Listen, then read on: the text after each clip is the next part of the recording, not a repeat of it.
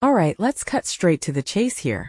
Imagine being the Canberra Raiders right now, basically staring down a playoff elimination game in Week 23, but not even Week 23 is the actual playoffs. That's the pressure cooker Ricky Stewart's squad is in. A loss here? They're not just dropping points, they're dropping hope. And here's the kicker.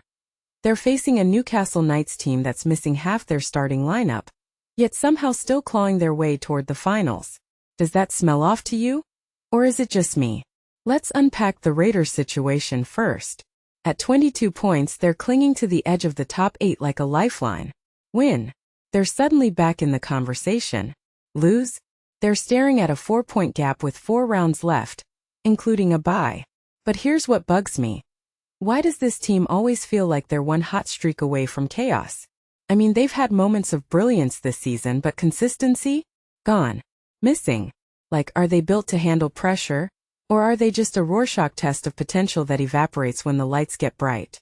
Now the Knights. Let's talk about this injury crisis. They're down key players, yet they're still steamrolling toward 5th place.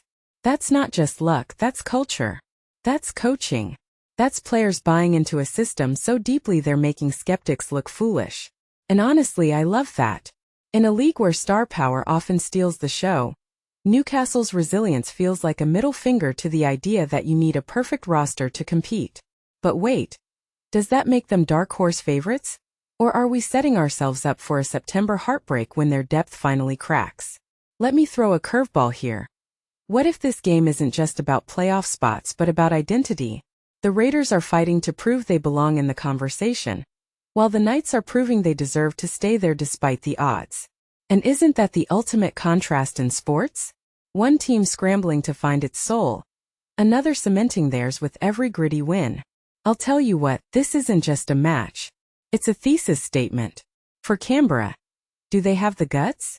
For Newcastle, how much gas is left in that tank? But wait, here's the elephant in the room. Gambling ads. Look, I get it, sports and betting are intertwined now. But when you see that set a deposit limit disclaimer, doesn't it yank you right out of the moment? Like, we're watching million-dollar athletes battle for playoff lives, and the league wants to remind us to gamble responsibly. It's jarring. Hypocritical? Maybe. But it also highlights a bigger truth. The NRL's financial ecosystem runs on this tension.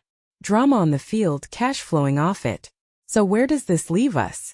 If you're a Raiders fan, you're sweating bullets. If you're a Knights supporter, you're grinning through gritted teeth.